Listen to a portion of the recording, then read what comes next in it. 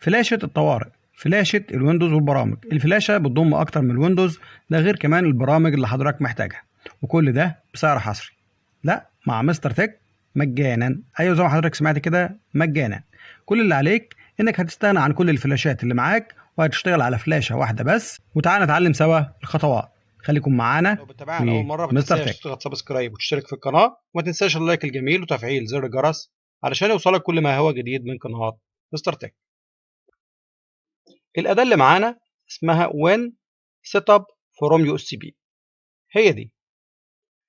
اول حاجه بنضغط عليها كليكتين كده بالشكل ده، وبعد كده يس، وبعد كده اكستراكت. هي طبعا جايه مضغوطه، يس. ده كده انا بشرح لك من البدايه لان الملف، وهدخل هنا على الفولدر اللي هو عمله. هنا بقى ديت اللي هي ال 32، وهنا طبعا ال 64. هنضغط على ال 64 ديت كليكتين، وبعد كده يس. طبعا حضرتك هتكون مجهز فلاشتك، طبعا تكون فلاشه كبيره عشان تستحمل اكتر من نسخه ويندوز. وهتيجي هنا بقى تعلم على كلمه اوتو. لو حضرتك بصيت هنا كده هتلاقي هنا مكتوب اسم الفلاشه بتاعتك، وهي طبعا موجوده عندي في بارتيشن الجي. بتعلم هنا على اوتو. طبعا الفلاشه بتاعت حضرتك هيتعمل لها فورمات، فأي حاجة على الفلاشة لازم تنقلها على جهازك. أي حاجة مهمة محتاجها على الفلاشة لازم تنقلها على جهازك، لأنك هتعمل فورمات وهتفقد كل محتويات الفلاشة. هنا هتعلم على أوتو، طبعا على NTFS، وبعد كده هتختار نسخة الويندوز.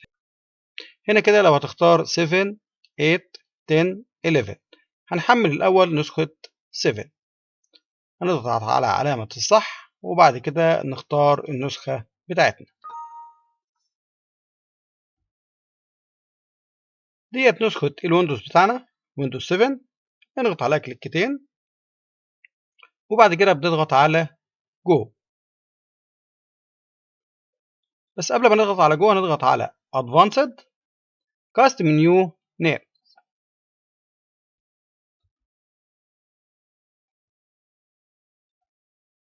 وبعد كده بنضغط على جو، وبعد كده على Yes، ويس مرة تانية. طبعا هو كده بيقول لي انك هتفقد جميع محتويات الفلاشة. فحضرتك قبل ما تعمل الخطوة ديت لازم تكون عامل كوبي للحاجات المهمة اللي على فلاشتك على جهازك.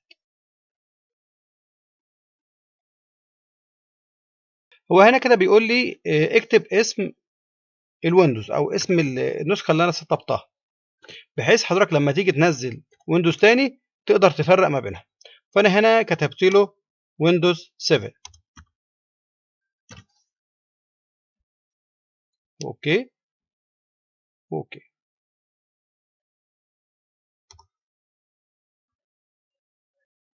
هيبتدي هو كده يحرق لي بقى النسخه على الفلاشه، وطبعا ده هياخد وقت طويل شويه. هنستنى طبعا لما يخلص. فانا طبعا هوقف الفيديو شويه بحيث ان انا ما اطولش عليكم الفيديو اكتر من مره تانية. زي ما انتم شايفين كده قرب يخلص.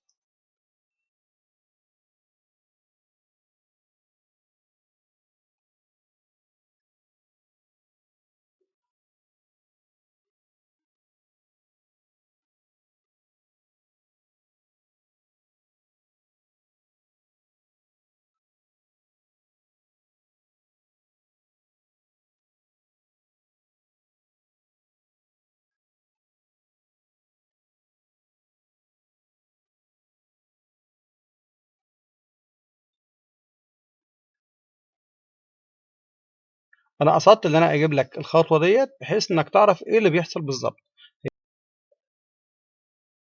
الخط الاخضر بيمشي اكتر من مره لحد في الاخر ما تجيلك كلمه done.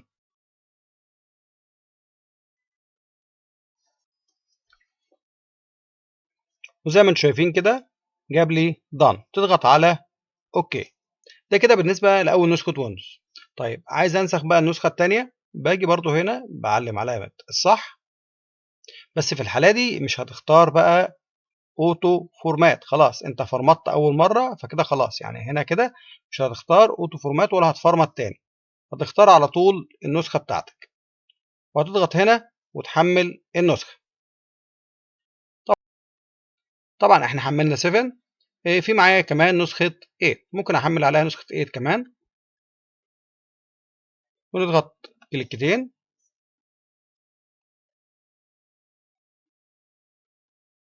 وبعد كده جو، وهنستنى برضو لما تتنسخ زي التانية. بس خليك معايا لاخر الفيديو واوعى تروح في اي حته، في تريكايه جميله جدا جدا جدا في البرنامج ده هوريها لك دلوقتي، بس لازم يخلص الاعدادات. دان.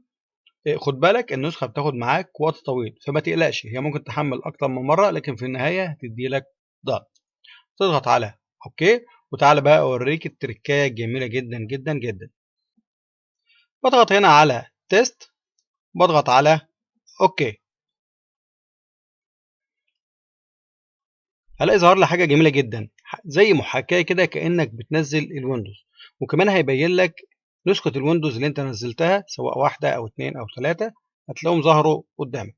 هنا مثلا هختار ويندوز، تك انتر، هيظهر لي بعد كده النسخ اللي انا نزلتها اهو، جايب لي هنا كده ويندوز 7 وويندوز 8، وزي ما انت شايف كده النسختين ظاهرين قدامك، وتختار طبعا النسخة اللي انت عايزها وتنزلها. دي كده مجرد محاكاة، وطبعا مش هينزل لك النسخة.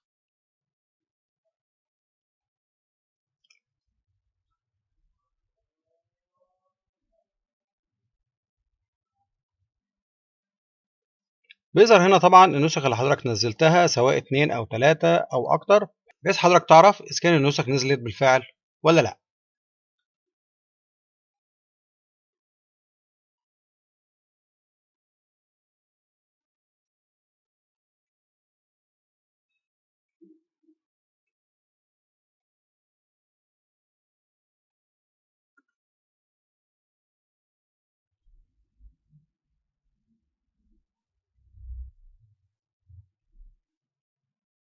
بصراحة حاجة جميلة جدا، وكل الفلاشات هتبقى فلاشة واحدة وبأداة بسيطة جدا.